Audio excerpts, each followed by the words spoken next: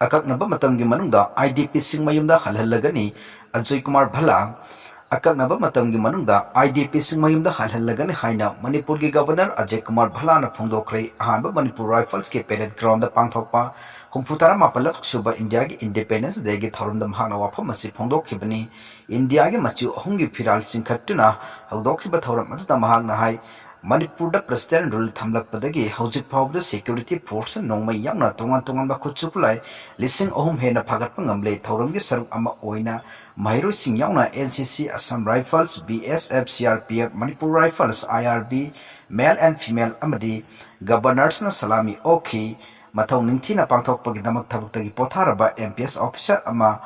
IPS ama yauna mioi taranithoi da mana piduna pungning thogatkibaga Loina Governor na haiki state amadi central government na tongan ba CSO sing amadi miyamga punna honabadagi state asida tangdu leitaba phibam hanjilakpa hore adum oinmak mahusagi phibam mapung phan hanjil hanaba tongan ba thorang kaya lokhatpagi tangai phadaba leiri haukiba thatarukki manungda mayai kaba drug kaya maram phagatpa ngamkhibak loina miyamdagi namduna sel khaibagi thodokta senaba miyoi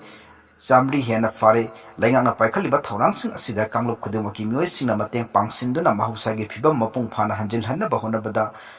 mateng pangbi haina su phongdoki Anglo Manipur ward thongna phana lanthengna khiba Manipur gi athauba singbusu governor na ikai khomnuba utkhebaga lonina kumja lising ama samapan mari amadi lising ama samapan kunthra mapan gi nupi lan buning singduna lamdam masigi nupi singbu awang mathakta ikai khomnuba utkhi